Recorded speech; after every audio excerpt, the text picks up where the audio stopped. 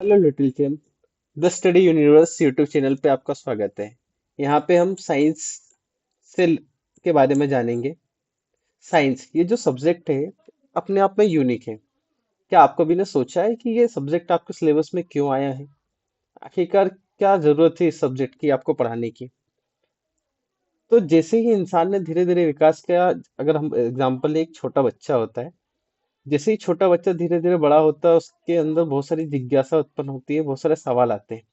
आखिरकार जो बादल है, बादल बनते तो बनते कैसे कि हम बादल के ऊपर घर बना सकते हैं? जो नदी लगातार बहते रहती है, इसमें पानी कहाँ से आता है? जो एक छोटा सा बीज होता है, वो बड़े होके इतना बड़ा पेड़ कैसे बन जाता है? इस तरह के अनगिनत सवाल आपके मन में भी आते होंगे। इसी तरह की जिज्ञासाओं को शांत करने के लिए साइंस का जो सब्जेक्ट है आपके सिलेबस में इंट्रोड्यूस किया गया है। आज हम क्लास सेवन्थ साइंस के कुछ बेसिक क्वेश्चन से स्टार्ट करेंगे और धीरे धीरे हम चैप्टर 1 2 3 इसको धीरे धीरे कंप्लीट करेंगे। तो आइए कुछ बेसिक क्वेश्चन से साइंस की स्टार्टिंग करते हैं। Let's name of your science book. तो डेली आप साइंस की आपकी बुक निकालते हैं, आपकी साइंस की बुक के बाहर सबसे पहला एक नाम लिखा होता है, curiosity. It's a curiosity. Curiosity का मतलब होता है जिज्ञासा, कौतूहल या उत्सुकता। आप सभी ने सोचा होगा कि वैज्ञानिक तरह तरह की खोज करते हैं। किसी ने हेलीकॉप्टर बनाए, किसी ने ट्रेन बनाई, किसी ने प्लेन, किसी ने मोबाइल, किसी ने लाइट, किसी ने अलग अलग इतनी सारी चीजें बनाई।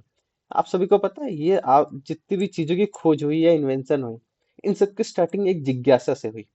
आखिर अगर एप्पल गिरता है तो हमेशा नीचे ही क्यों गिरता है, ऊपर क्यों नहीं गिरता? मानव में ये जो क्वेश्चंस करने की जो जिज्ञासा या प्रवृत्ति जन्म हुई, इसी ने ही अनेकों आविष्कारों को जन्म दिया। इंग्लिश में एक कोट है। आइए हम आगे क्वेश्चन 2 पे चलते हैं। Right the full form of NCERT. आज से पहले आपने कई बार एनसीईआरटी के का ये जो वर्ड है इसको कई बार सुना होगा। N C E R T, ये एक एब्रिविएशन है जिसका फुल फॉर्म होता है national C for council of educational research and training. NCERT एक ऑटोनोमस बॉडी है जो आपकी किताब को डिजाइन करती है, आपके सिलेबस को डिफाइन करती है। ऑटोनोमस बॉडी वो होती है जो स्वयं स्वशासित होती है, स्वयं खुद का ही उनका स्टाफ होता है, खुद के लिए वर्क करती है। वो सबसे इंडिपेंडेंट होती है। जो ऑटोनोमस बॉडी है ये मिनिस्ट्री ऑफ एजुकेशन के अंतर्गत काम करती है। और मिनिस्ट्री ऑफ एजुकेशन किसके अंतर्गत आता है? Government of India. अब कुछ लोगों के लिए ये मिनिस्ट्री या मंत्रालय नया वर्ड होगा। जैसे सेंट्रल गवर्नमेंट होती है, राष्ट्रपति होते हैं, राष्ट्रपति के नीचे प्रधानमंत्री होते हैं, प्रधानमंत्री के नीचे पूरा मंत्रिमंडल होता है। मंत्रिमंडल में अलग अलग मंत्री होते हैं और सारे मंत्री को अलग अलग काम दिया जाता है, जिसमें से एक मंत्रालय होता है मिनिस्ट्री ऑफ एजुकेशन। इनका काम होता है शिक्षा से रिलेटेड जितने भी कैरिकुलम्स एक्टिविटीज हैं उन सबको डिजाइन करना, उन सबको रेगुलेट करना। Let's start chapter 1। Chapter 1, the इवर evolving world of science. Science वास्तव में है क्या? कोई भी व्यक्ति होता है, उसके आसपास जो जितनी भी चीजें या जितनी बड़ी घटनाएं घटित होती है, वो सारी चीजें साइंस का हिस्सा है। आप साइकिल चलाते हो, वो साइंस है। आप खाना खाते हो, वो डाइजेस्ट होता है, वो साइंस है। कोई भी व्यक्ति खेलता है, दौड़ता है, चलता है, हंसता है, गाता है, हर चीज में साइंस है। साइंस के बिना आपकी जिंदगी पॉसिबल ही नहीं है। तो साइंस हमारे अंदर बहुत सारी जिज्ञासा लेके आते हैं, बहुत सारे क्वेश्चंस लेकर आते हैं, जिसको जिसके शांति के लिए हम तरह तरह की इन्वेंशन करते हैं, खोज करते हैं। ये हम क्वेश्चन फर्स्ट से स्टार्ट करते हैं। व्हाट इज साइंस या डेफिनेशन ऑफ साइंस। जब हम साइंस सब्जेक्ट पढ़ने जा रहे हैं तो सबसे पहले हमको साइंस की डेफिनेशन भी तो पता होना चाहिए।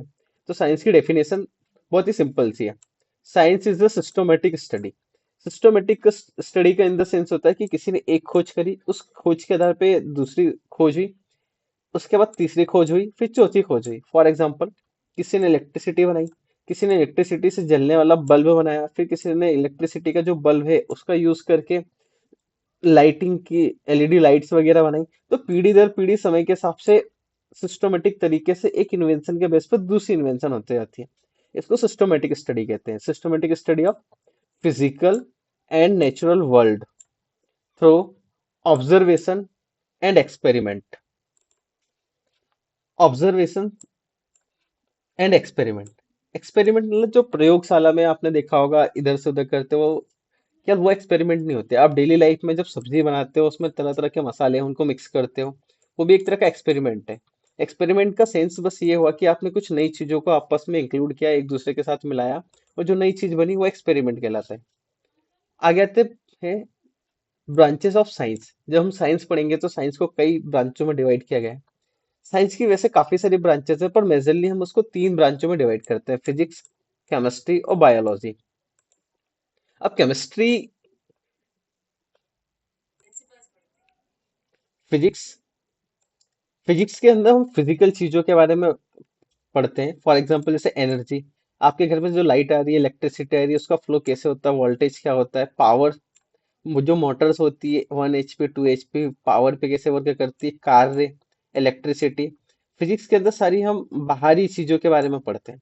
सेकंड नंबर पे आता है केमिस्ट्री। केमिस्ट्री में हम केमिकल्स के बारे में पढ़ते हैं, एसिड बेस के बारे में पढ़ते हैं, केमिकल कंपाउंड के बारे में पढ़ते हैं और उनसे बनने वाले नए नए कंपोनेंट के बारे में पढ़ते हैं।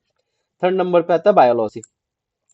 बायोलॉजी में एक वर्ड होता है जूलॉजी। जू जू मतलब चिड़ियाघर। आप सभी चिड़ियाघर तो गए होंगे जहाँ पे तरह तरह के एनिमल्स होते हैं। हमको एनिमल्स या प्लांट्स के बारे में जानकारी मिलती है। बॉटनी, प्लांट्स, कोई सा भी पेड़ ग्रो कैसे होता है, उसमें फूल कब लगता है, बीज के कैसे होता है। इकोलॉजी या इन्वायरमेंट, हमारे आसपास का जो पर्यावरण है, जंगल है, फॉरेस्ट है, इतनी सारी स्पीसीज है। बायोलॉजी में हम इस सब के बारे में पढ़ते हैं। तो यहाँ पे हमने साइंस की तीन ब्रांचें पढ़ी: फिजिक्स, केमिस्ट्री और biology. Now let's start with the question number 3। Right the use of science in the daily life. अगर साइंस हमारे लिए इतनी ही इंपॉर्टेंट है तो हम उसको डेली लाइफ में यूज कहाँ कहाँ करते हैं। मैं चाहूंगा कि सबसे पहले आप सोचिए कि आप साइंस का यूज कहाँ कहाँ पे कर रहे हैं, फिर उसके बाद मैं आपको एक्सप्लेन करता हूँ। साइंस हमारे चारों तरफ है। For example science use in daily life, जैसे हेल्थ एंड मेडिसिन। आप बीमार हुए, आप अस्पताल गए, या कोई छोटा सा बेबी है उसका वैक्सीन करवाते हो, आपकी तबीयत खराब है तो डॉक्टर आपको MRI के लिए भेजेगा। रोबोटिक सर्जरी आजकल आ गई है।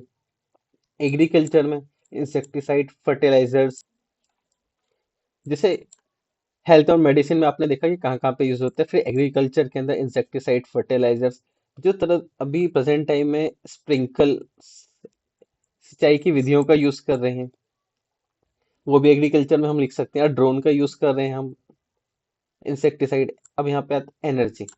आपने अपने घर पे सोलर पैनल देखे होंगे, क्या आप सभी को पता है सोलर पैनल जो लगे होते हैं वर्क कैसे करते हैं? वो सूरज से आने वाली रोशनी को ऑब्जर्व करते हैं, उसको इलेक्ट्रिसिटी में कन्वर्ट करते हैं। विंड टरबाइन, जब हम इंदौर से देवास की ओर जाते हैं तो बीच रास्ते में आपने कई सारी टरबाइन लगी हुई देखी होगी जो गोल गोल गोल गोल घूमती है, जो हवा से मिलने वाली मैकेनिकल एनर्जी को इलेक्ट्रिसिटी में कन्वर्ट करती है।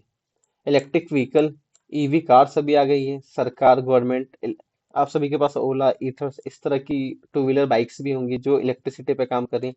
ये सब साइंस के एग्जांपल्स हैं। फिर कम्युनिकेशन एंड कंप्यूटिंग पे बात करते हैं। स्मार्टफोन आपके हाथ में है जिस पे आप ये वीडियो देख रहे हो। वाईफाई, कंप्यूटर, ये सब साइंस का ही कंपोनेंट है, साइंस का पार्ट है। Transportation and travels, car, bike, planes, trains, ये सब साइंस के अंदर ही आते हैं। एजुकेशन में आप कहाँ कहाँ पे यूज करते हो? जैसे क्लास में आपके स्मार्ट क्लासरूम्स है, लैब्स है, लैब में प्रैक्टिकल्स जो भी होते हैं, आप सोडियम में पोटेशियम मिलाते हो, पोटेशियम में सोडियम मिलाते हो, इस तरह के अलग अलग केमिकल्स होते हैं। तो ये सब हम कहाँ यूज कर रहे हैं? साइंस डेली लाइफ में।